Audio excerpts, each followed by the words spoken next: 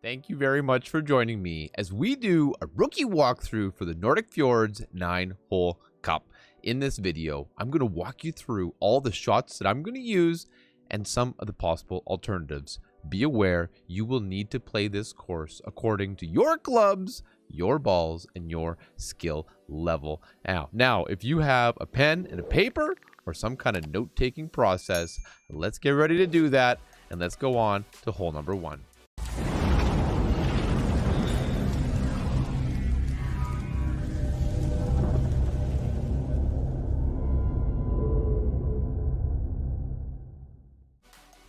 Okay, so we start off the tournament with a par 4. Now this one, I'm going to try to get as close to the green as possible depending on the clubs that you have. Now, because I have a very low tailwind here, I elected to use a power 3 ball and an extra mile with about a bar of topspin and like maximum right spin. Of course, if you have a higher power ball, a higher power club, this maximum overpower may even be a little bit overkill. It all depends on the setup in your bag. Ideally here though, even with a little clip of the rough there, we are getting it nice and close to give ourselves either a short iron club, as you're going to see here, or with an even better executed shot, you're going to find yourself in a wedge range. Now, that isn't the only way that you can play this hole. It's absolutely possible to take a more conservative route out to the left, or even, straight ahead to that little small island. I guess you can do that if you want, but I really, in a competitive atmosphere, don't see any reason why you wouldn't want to kind of blast it, bring it on down here to this green, and really give yourself the best possible chance to start this tournament off with an eagle. Now, you're going to see here just how close I came to doing that, but this wasn't the money. This wasn't the tournament. We're going to get it right when it counts. Let's get on to hole number 2. All right, so here into hole number 2. The first way that I'm going to show you is really straightforward setup. I'm using a sniper and a marlin, giving it 1 bar of backspin. I'm setting up that second bounce is ultimately going to be just before the fringe. And you're going to see the blue ring that's basically just about touching that rough on the left. I don't see any reason why that left rough can't be touching the blue ring, and then we're going to adjust the ball guide accordingly. This is difficult here if you don't have like a sniper 7 or greater, because you do get that extended ball guide. So this one with the low level sniper can be difficult, but it's makeable. As you'll see here, we're going to come very, very close with this path. Now, this is not my favorite way to play the hole, but if you're looking for a safe way, just get it down there, give yourself a chance. You're going to get that one every once in a while. All right, so when we're talking about hole number 2, in a way that I think we've got a chance is bring a katana ball, max left here. What is this? 3 and a little bit top spin. We're going to play this rough bump out by the rock. I've got about half the red ring, cutting the rough on the left, and you're going to see the right edge of the yellow ring. It's kind of just into the rock. Now, having a grid line here helps immensely with the adjustment. As you can see, we're pushing into the rock, but I'm using that grid to give me a really good chance. So 3 left, 3.5 top, adjusting there at 20% maximum distance in this cross headwind, getting really, really close to the drop. I know this is one. We're going to dial it in, and let's get the drop in the tournament. Good luck.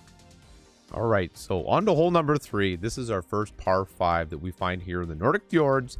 And I'm playing to this far right, like fairway, with a Titan ball and an extra mile, giving it a couple bars of topspin you see here in the headwind, and as much right spin as is necessary to keep it up on this sort of sloped landing place. You have to be very careful here with this shot. If we have tailwind, 2 bars of topspin might be too much, so you have to be very careful here. As you can see, it slopes off to the left, slopes off to the right, and even down at the end there. So the whole thing is kind of up on a dome. You want to really try to focus on landing here in the middle.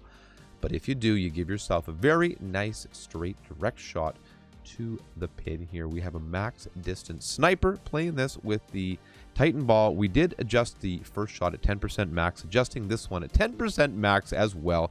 Now you see the top left corner of the red ring touching the bunker, and I've got that second bounce right on the collar of the green, or that would be like between the fringe and the green. So bouncing it right in that way, lined up directly to the pin.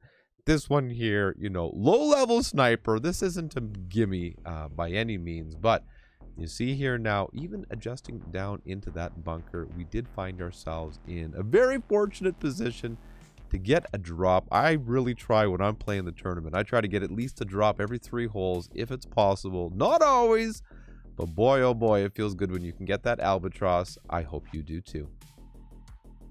So hole number 4, you see me setting this one up here with a Titan ball. This was because I was coming from like a shootout back in the day. This is fairly old footage. I have not played these holes in a long time, or most of them anyway, but the same idea is that you're going to set it up here with a backbone or other similar long iron with that red ring just sort of touching the right side of the rough, giving it a little bit of back, a little bit of right, and we're going to have that second bounce just before the fringe. And the idea is here that, you know, there's not a really great straight shot to the pin, so we really want to kind of just sort of curve it in there. And speaking of that, you may need to use a little bit of curl on this shot. However, given that strong left to right wind, it wasn't really necessary here. And as you can see, we have a really decent outcome. I think one of the problems with this course is there's a lot of curved landing spots. Hole number 5, and we have a par 5 that really is an iconic hole to me. I'm going to play this one on the left side every single time. I'm giving it maximum left spin here with a Titan, which we need for the second shot. And given this tailwind, we're giving it about a bar of backspin.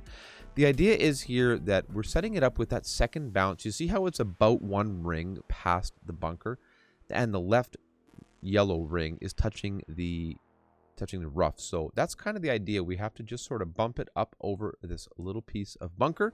A little bit of left curl there, you see, what, about 25% or so. It all depends on the wind angle, but this is exactly how you want to see this drive executed. A little bit of room to work with, but do try to get it up close to the end of the fairway there so that the second shot, now I would say if you've got a sniper in a decent level, this is a great place to bring it. But if you've got that low-level sniper, you might not have enough topspin to get it up to the hole, so just be careful. Depends on the wind for sure. But this Viper play here is also very, very acceptable.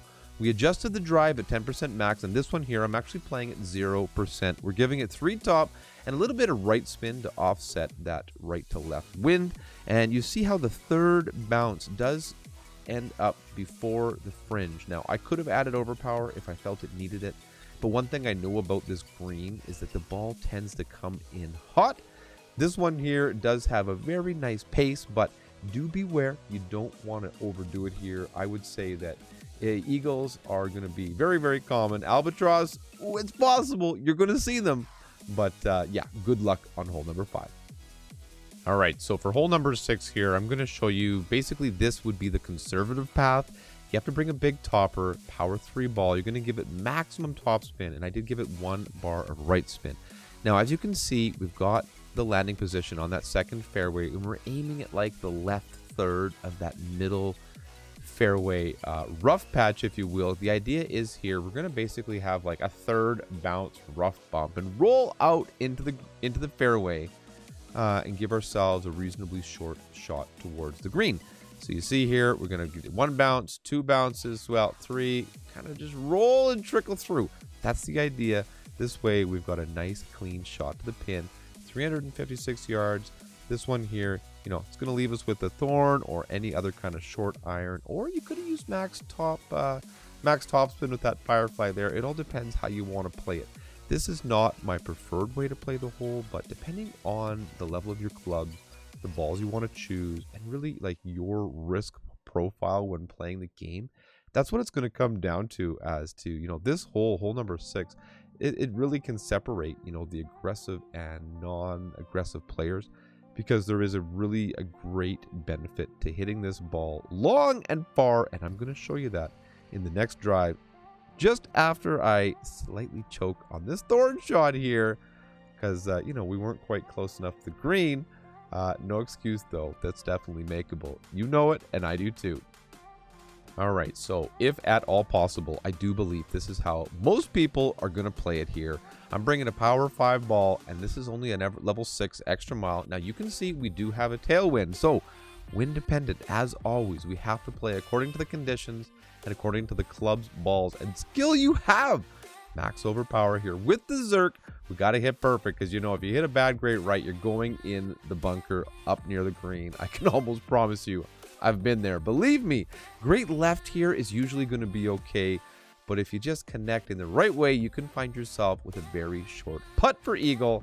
Now that's what I'm talking about. Good luck.